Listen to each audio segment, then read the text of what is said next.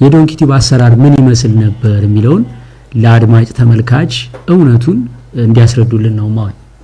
እሺ ያው እኛ ባንድ ወንድም አማካኝነት ነው የገዳሙን የውሃ ችግር ስነግረው ኮሜዲያን ይሰጡ የሚባል ልጅ አለና ስለሱ ደውይለት ብሎ ስልክ የሰጠኝ እሱ ነው። ደወልኩኝ በተሰጠኝ ጊዜ በስከዛ በኋላ ቤቲ የምትባል ልጅ ናት ያናገረችኝ። ጊዜው ሲደርስ በጊዜው ነው ብዙ ሰዎች እንዲያን እርዳታ የጠየቁ ሰዎች አሉ። በጊዜው ግን እናየዋለን አለችኝ። በትዕግስት ጠብቂኝ ያለችኝ። እሺ የእግዚአብሔር ፈቃድ ሲሆን እንጠብቃለን ብዬ ወደ 9 ወር አካባቢ ይመስለኛል ከቆየ በኋላ ተደወለልኝ ስልክ። አላመንኩኝና እንዴት ነው ስል አሁን እናንተ ያመለከታችሁትን ማመልከቻ እውነት መሆኑን ለማረጋገጥ ሰው ከዛ ጋር ይመጣል። እንዴት ነው መንገዱ ምቹ ነው ወይ ቤት በኩል ነው እንደዚህ የሚለውን ጠየቁ። ያው ካንተ የስራ ባልደረቦች ህሊና መታ ነበረ ያለው እውነት ገዳሙ ውሃ የለውም እንዴት ነው የሚለውን ተዛዝራየች 6 ቦታ 7ኛም ጅምር አለ በማሽን ብፁዕ አባታችን አቡነ እስጢፋኖስ ያስቆጠሩትን ግን ምንም ውሃ እንዳልተገኘ የሚያሳየው ባይኗ ተዛዝራየች። እኛ እንዴት ሆነን እየኖርን እንደሆነ ማየችው። መፍትሄ የሚሆነው ነገር ምንድነው የሚለውን ነገር ደግሞ መጣን። ከዛ በተዘጋጀው ቅጽ ላይ እኛ ይሄ የተሰበሰበው ገንዘብ እግዚአብሔር ፈቅዶ ገንዘብ ቢገኝ ቢሰበሰብ ለታለምለት ለውሃውና ለውሃው ብቻ እንዲውል ካልዋለ ግን ፎቶግራፋችን በሚዲያ ላይ ተለቆ የተሰበሰበው ገንዘብ ለረዱት አካላቶች ተመላሽ ሊሆን ተስማምቻለሁ የሚል ቅጽ ዛሬ መጀል ያለ እናንተ ቢሮ ይኖራል። ያንን ፈርመን ያው ወደ ስራ ተገባ። ማረጋገጫውንም ይሄ የወረቀት ስራው ሂደቱ እንዲካለቀ በኋላ ከዚህ ለኛል አንተና የስራ ባልደረቦች በአንድ መኪና ሙሉ ሆናችሁ መጣችሁ። ከዛ ሙሉ ቀን ተዋለ ታደረ እኛ ጋር ጅባን ጥናና መሬት ላይ ተኝታችሁ ዳቤ ብቻ ቀምሳችሁ ያን ሁሉ አድካሚ ስራ ሰርታችሁ ተመልሳችሁ ሄዳችሁ። ለዶንኪቲዩብ ከተሰበሰበው ገንዘብ ላይ በፐርሰንት ነው ምን ያክል ከፍላችኋል? ያው በስም አውድ እንኳን እኛ በፐርሰንት ልንከፍል እናንተ ስትመጡኝ ተሸማቀናል። ለምን አቅም ያለው ሰው ቢሆን ኖሮ የትራንስፖርታችሁን እኮ ሸፍኖ ነው በመኪናም አትምጡ በአይሮፕላንም ነው እንዲህ ብሎ ማድረግ ይችል ነበር። እኛ ግን ያንን እንዳላደረግን አምላከ ተክለ ሃይማኖት ያውቃል። በራስህ ወጪ ነው አንተ ባልደረቦችን ይዘህ የመጣኸው። ምንም ምን ያደረግነው ነገር እንኳን በፐርሰንት ልንከፍል አልሞላልንም ለመኪናው እንኳን ለዛ እንደዚህ ልናደርግ እና ይሄ በፍጹም እንደዚህ አይነት እንትን ሐሰት እንደሆነ ዓላማችን ቦነው በክርስቶስ እኛ ሐሰት ነው የሚለውን እንናገራለን። እግዚአብሔር ያውቃል እውነቱን ባንናገር። ግሩም። እንደው ይሄንን በደብዳቤ ጽፋችሁ ማተም አድርጋችሁ ልትልኩልን ትችላላችሁ? አዎ እንችላለን። እውነት ነው። እውነት የሆነው ነገር ያችን ጽፈን እንልካለን። እሺ የኛም ያው በዚህ ደረጃ ይሄን ነገር ማውራት ምንም ጥቅም እንደሌለው እናውቃለን። ግን ሰዎች እንዳይሰናከሉ በማለት ብቻ ነው እውነቱን ሰው እንዲያውቅና ደግሞ ለሌሎችም ለወጣቶች ዩቲዩበሮች ቪዲዮ የሚሰሩ ነገ ጧት የሚተኩ ወጣቶች ስራ እንዴት መስራት እንዳለባቸው ምናልባት የሚወስዱት ነገር ካለ እኛም ደግሞ አሁን ላይ ሰዎች በአብዛኛው እንዲህ አይነት የተሳሳተ መረጃ ሲረጭ ዝም ስንል በቃ ልክ ነው ማለት ነው ብለው እምነታቸውን እንዳያጡና ነገ በመንሰራው እግዚአብሔር በእኛ ላይ አድሮ በሚሰራው በጎ ስራ ራሳችን የራሳችን እንቅፋት እንዳንሆን በሚል ነው ይሄን የጠየቅኩት እንጂ በፍጹም ተገቢ እንዳልሆነ ስለማውቅ ይቅርታ ጠይቆታለሁኝ። ይሄንን በመጠየቄም እግዚአብሔር ያክብርልን፣ እግዚአብሔር ይስጥልን፣ ከልብና አመሰግናለን። እሺ ልትለው ለመጨረሻው ምንድን ነገር የእግዚአብሔር ጸጋ ባለችበት ተሸፍኖ መስራት ከውዳሴ ከንቱ ቢጠብቅም አንዳንድ ጊዜ ደግሞ የእግዚአብሔር ጸጋ ባለችበት ብዙ ፈተና ትበዛለችና ተስፋ እንዳትቆርጥ ወደኋላ እንዳትል አንተ አድሮ ሊሰራ የተነሳ እግዚአብሔር ያንተን እጅ የሚጠብቁ ብዙ ደካሞች አሉና እግዚአብሔር ኃይልና ብርታት ይስጥ። አሜን። ክቡር ዶክተር ቢኒያም እንደምን አመሸ? አይ ቢኒያም በደንጋክ ሰላም ነው እንዴት ስለደወልክ በጣም ደስ ብሎኛል። አረ ችግር የለውም ማለሽ። እሺ ቢኒ ሐሳቡን ለመስማት ዝግጁ ነኝ። ላይቭ ነው ያለነው። ድምጽህም ኦሬዲ ላይቭ ስለሆነ እየሰሙ ነው ኢትዮጵያውያን። አንደኛ በጣም አዝነናል። ዶንኪቲዩብ ያው የገጠመውን ችግር ሁላችንም የምናውቀው ነው። እንግዲህ መቄዶንያ በዶንኪቲዩብ ብዙ ድጋፍ ስናገኝ ቆየነን። ብዙ ሰው የሚያውቀው ባለፈው የነበረው በበርና መስኮት አሁን ለምሳሌ ዛሬ 3 አመት እንግዲህ ታስታውሳላችሁ እንቅልፉን አጥቶ ባለቤቱ ራሱ እርጉዝ ነበረች። በጣም አስታውሳለሁና ከዛ በፊትም ደግሞ ሚሊኒየም ላይ ነበረናል የገቢ ማሰባሰቢያ ከዛም ላይ ፕሮግራም በመምራት መቄዶንያን በማገዝ ያው ብዙ ሰው የሚያውቀው በርና መስኮቱን ብቻ ነው እንጂ ከዛ በፊትም የሚያገዘን ወንድማችን ነው እና ይሄን ሁሉ ገዛ የሚያደርግልን እንግዲህ አይ ሰዎች ጥያቄ ስለሚያነሱ ነው እንጂ ጉዳይ የሚወራም ነገር አልነበረም። ክፍያ እንጃ እንዴት እንደሰው ይሄ በፈጽሞ የማይታሰብ ነገር ነው። የሚሰራው በነፃ ነው። ለኛም ለሌሎች ግለሰቦች የሃይማኖት ተቋማት በነፃ ነው። ምንም ይሄ ጥያቄ ውስጥ የሚገባም አይደለም።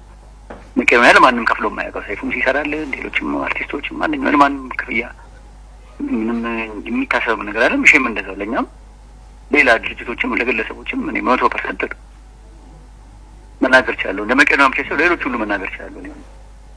በጣም ምንም ሰዎች ሊያሳስባቸው እንደ እንትንም ሊቀርብ አይገባም። በነገራችን ላይ መቄዶንያም ሌባ ነው የሚል ሰው እኮ አለ። ለዚህ ሰዎች እኛ አንጨነቅም እኮ ሲጀምር ለግለሰቦች አንጨነቅም። ልክ ዋናው ከእግዚአብሔር ጋር መጣላት አለመጣላቱ ነው እንጂ አወራ ምንም የሚጨምረው የሚቀንሰው ነገር የለም። እግዚአብሔር አሳብቶን ቢፈጽመውና ብዙም እንደሳስበኝ እዚህ ለመመስከር ፈልጌ ነው። እሺ እግዚአብሔር አክብርልኝ ቢኒ፣ በጣም አመሰግናለሁ። ቴንክ ዩ ሶ ማች። እግዚአብሔር ይስጥልኝ። እሺ እንግዲህ ዶንኪቲዩብ ላይ በጣም ትልልቅ ከሚባሉት ስራዎች አንዱ ከርሶ ጋር ትልቅ በረከት የተካፈልንበት በአሜሪካን ሀገር በካሊፎርኒያ ስቴት የተሰራው የሆተ ሰማይ መጥምቀ መለኮት ቅዱስ ዮሐንስና ቅድስት አርሴማ ገዳም የመሬት ግዢ ጉዳይ ነውና እንደው በዚህ ስራ ውስጥ ዶንኪቲዩብ ምን አይነት አሰራር ነበር የተከተለው? ከፋይናንስ ጋር በተገናኘስ ያለው ነገር ከዶንኪቲዩብ ጋር ሲሰራ እንዴት ነበር የሚለውን እንደው እርሶ በደንብ ምስክርነት እንዲሰጡልን ፈልገን ነው። ይቅርታ፣ በጣም ደስ ይለኛል።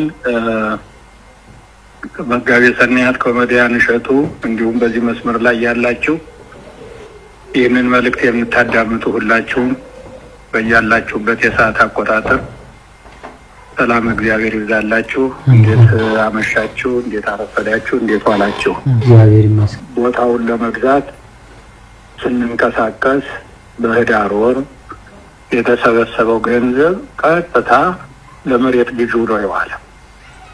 ከዶንኪቲዩብ ወይም ደግሞ ከኮሜዲያን እሸቱ ጋር ያገናኘን የበረከት ስራ እንጂ የጥቅም ስራ አይደለም።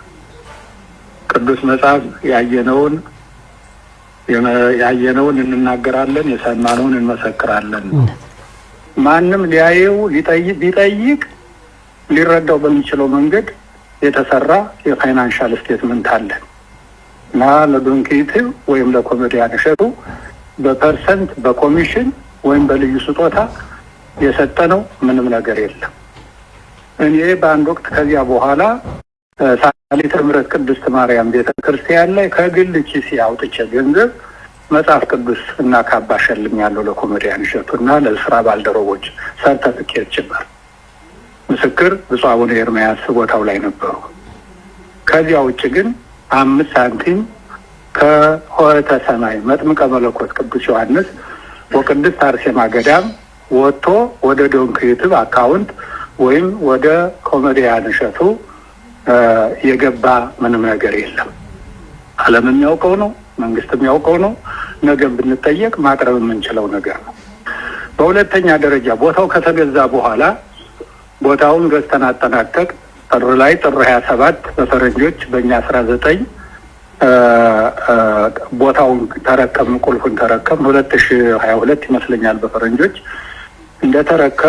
ከተረከብን በኋላ እድሳት አድርገን ሚያዝያ 14 ቀን የገዳሙ የምረቃ ፕሮግራም ተከናወነ። በዚያው ዓመተ ምህረት ማለት ነው።